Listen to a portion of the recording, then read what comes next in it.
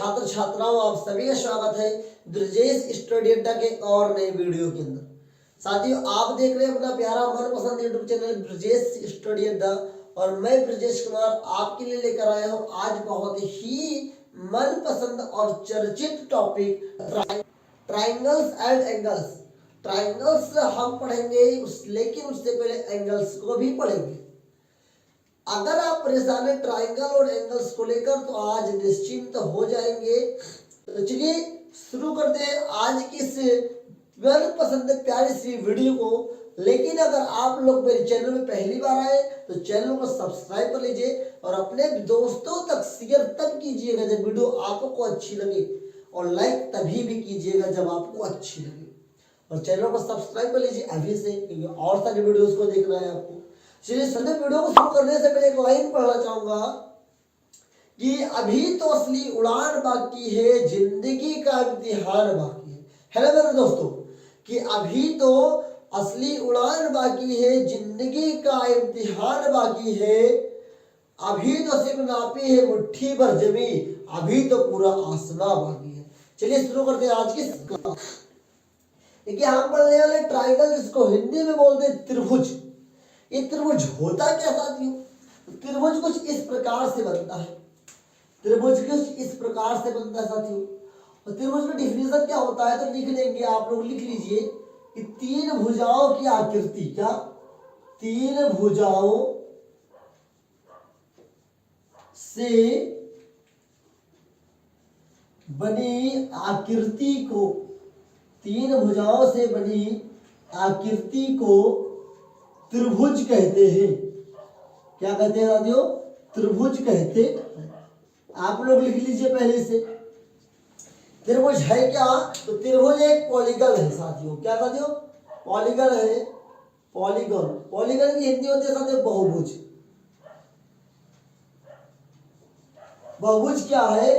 बहुभुज मतलब कई भुजाओं वाली आकृति को बहुभुज कहा जाता है साथियों। अब देखिए त्रिभुज में एक से अधिक आकृति को बहुभुज हो गया, एक से अधिक लाइन है उसके अंदर, तो इंग्लिश में कैसे बोलेंगे? तो three sided polygon is called a triangle. Three sided polygon is called a triangle. अब देखिए ट्राइंगल्स को पढ़ने से पहले, ट्राइंगल्स को पढ़ने से पहले आपको पढ़ना चाहिए मेरे प्यारे साथियों एंगल्स को। तो आइए हेडिंग लगा लीजिए एंगल, और आप लोगों को मैं पढ़ा देता हूं साथियों एंगल। अगर आप लोग एंगल पहले पढ़ लेंगे, कोण पढ़ लेंगे, तो आपका ट्राइंगल बहुत आसानी से अच्छे से समझ में आ जाएगा। देखिए ट्राइंगल्स कोई कठिन चीज नहीं होता, लेकिन लोगों के अंदर जो मिथ फैल जाती है वही गलतफहमी होती है। देखिए मेरे साथियों एंगल्स क्या होते हैं। एंगल्स पहले मैं आपको समझा देता हूँ इस त्रिभुज के द्वारा। मान लो एक त्रिभुज है साथियों। त्रिभुज में मान लो ए है, बी है, ए सी है। तो जो त्रिभुज में ये वाला कोना होगा साथियों, ये इसे बोलते हैं वर्टेक्स। क्या बोलते हैं साथियों? वर्टेक्स। पूरी जानकारी तो मैं वीडियो को लास्ट तक जरूर देखिएगा। वर्टेक्स जिसको हिंदी में बोलते हैं शिखर साथियों। ओके, ये जो होता है थीटा जिसे बोलते हैं कोण, इंग्लिश में बोलते हैं एंगल। क्या बोलते हैं? एंगल। हिंदी में बोलते हैं कोण। ये होता है साइड, जिसे हिंदी बोलते हैं किनारा। यहाँ आई लगा हुआ साथियों, यही किनारा। एक त्रिभुज आपका ऐसे होता है, मैं आपको सारी चीजें डिटेल से बता रहा हूं साथियों, तो वीडियो को लास्ट तक बनता है देखने के लिए। मान लो यहाँ पे ए है, ये बी है, ये सी है, इसे बोलते हैं बेस। क्या बोलते हैं? बेस। इसे बोलते हैं हाइट साथियों। क्या बोलते हैं साथियों? हाइट।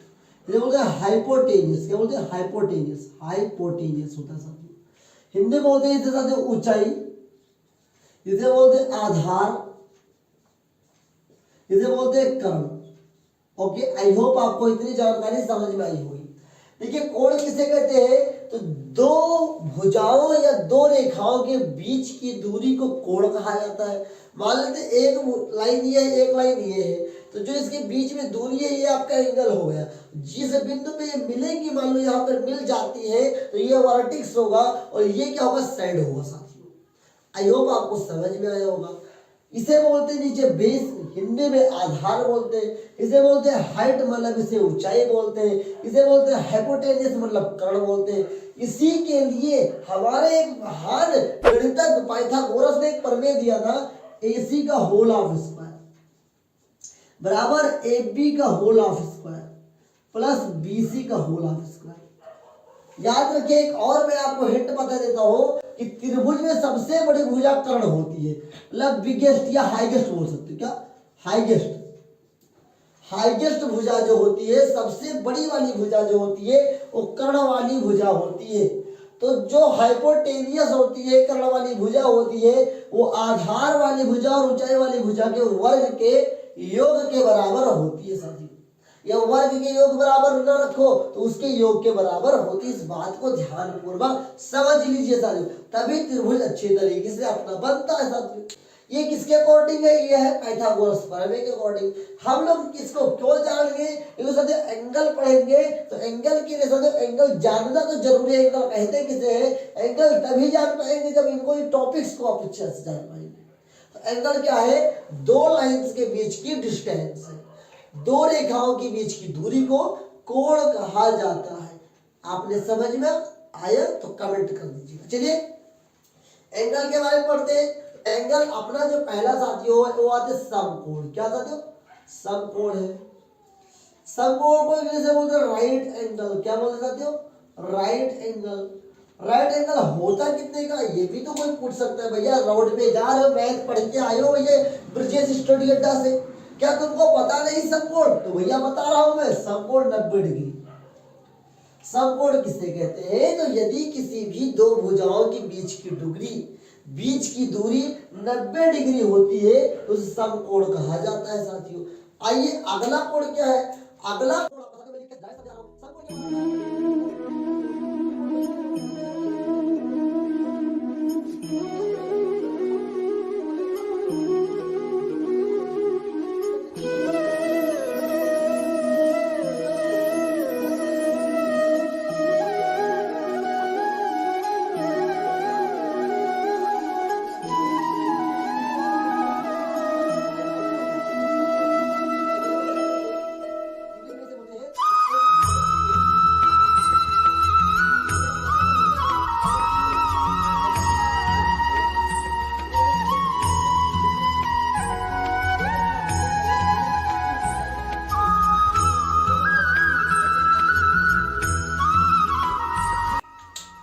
मैं आपको बता देता हूं साथियों, अभी मैंने बताया समकोण 90 डिग्री का होता है। न्यून कोण क्या होता है? जीरो से बड़ा। क्या? जीरो से बड़ा, 90 डिग्री से छोटा। क्या होगा? न्यून कोण जीरो से बड़ा और 90 डिग्री से छोटा अगर कोई कोण है तो उसे न्यून कोण बोलेंगे। अधिक कोण क्या होगा? 90 से बड़ा, 90 से बड़ा भैया हो, और क्या हो? 180 से छोटा हो, 180 से छोटा हो भैया, उसे बोलते हैं अधिक कोण। क्या बोले जाते हो? अधिक कोण बोलते हैं। अधिक कोण। संपूर्ण कोण किसे बोलते हैं? अगर कोई कोण 180 डिग्री का है तो उसे संपूर्ण कोण कहते हैं। परिवर्ती कोण किसे कहते हैं साथियों? 180 डिग्री से बड़ा, 180 से बड़ा और 360 से छोटा, 360 डिग्री से छोटा। आइए पूर्ण कोण क्या होता है? 360 डिग्री। कुछ समझ में आ रहा है? अगर कोई दो रेखाएं जिनके बीच का दूरी जो है 90 डिग्री है उसे समकोण कहेंगे। अगर उनके बीच की दूरी 0 डिग्री से बड़ा 90 डिग्री से छोटा है तो उसे बोलते हैं न्यून कोण बोलते हैं। अगर उनके बीच की दूरी 90 डिग्री से बड़ा 180 से छोटा है उसे अधिक कोण बोलेंगे। अगर उनके बीच की दूरी 180 डिग्री है तो उसे समकोण बोलेंगे, सॉरी संपूर्ण कोण बोलेंगे। अगर उनके बीच की दूरी 180 से डिग्री से बड़ा और 360 डिग्री से छोटा है उसे परिवर्ती कोण बोलेंगे। अगर उनके बीच की दूरी 360 डिग्री है उसे पूर्ण कोण बोलेंगे। आई होप आपको इतना तो समझ में आ ही गया होगा साथियों कि कोण कितने प्रकार के होते हैं। मुख्यतः 6 प्रकार के होते हैं साथियों।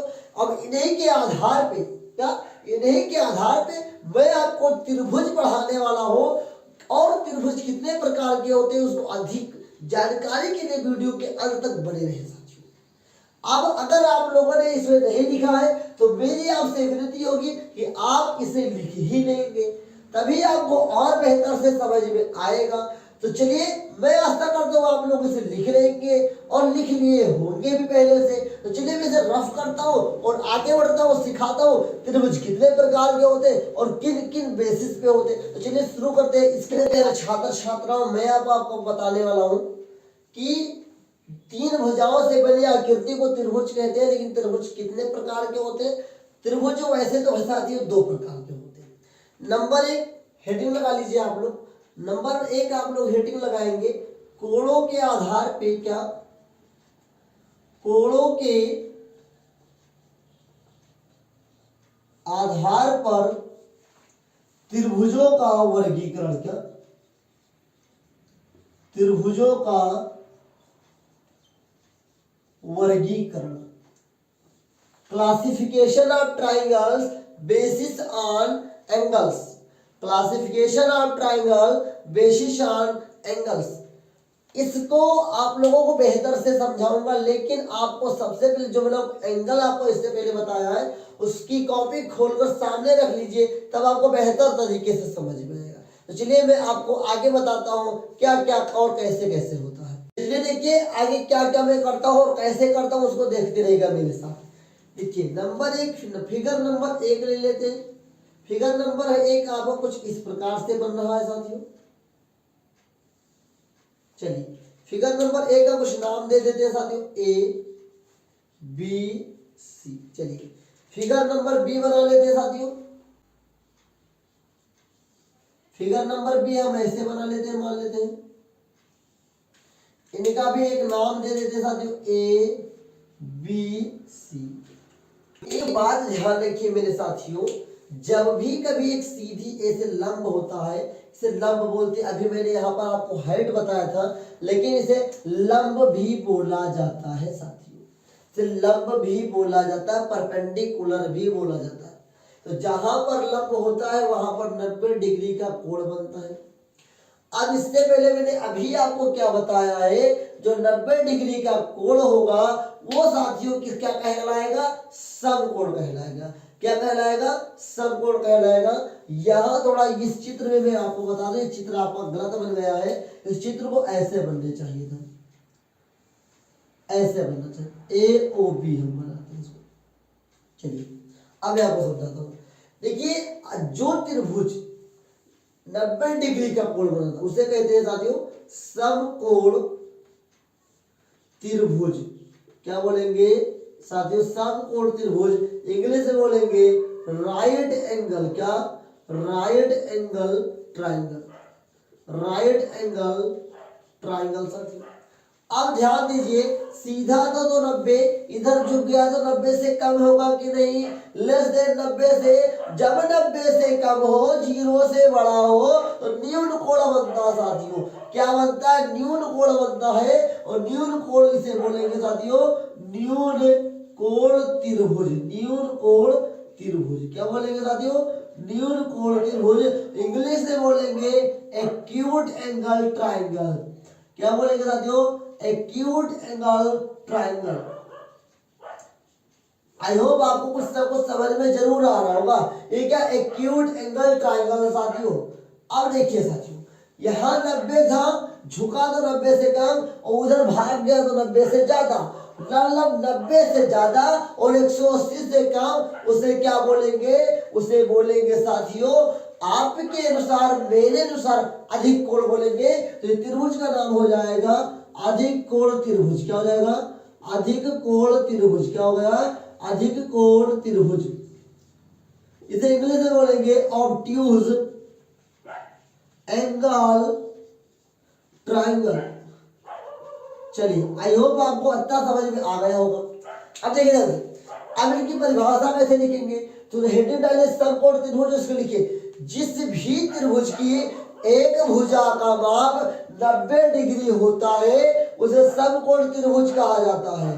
दूसरी आती है न्यून कोण त्रिभुज, तो जिस त्रिभुज की भुजाओं का माप, जिन भी त्रिभुज की भुजाओं के एंगल या कोण 90 डिग्री से कम होते हैं उसे न्यून कोण त्रिभुज कहते हैं। और देखिए साथियों, जिस त्रिभुज की एक भुजा का कोण 90 डिग्री से अधिक होगा उसे अधिक कोण त्रिभुज कहते हैं।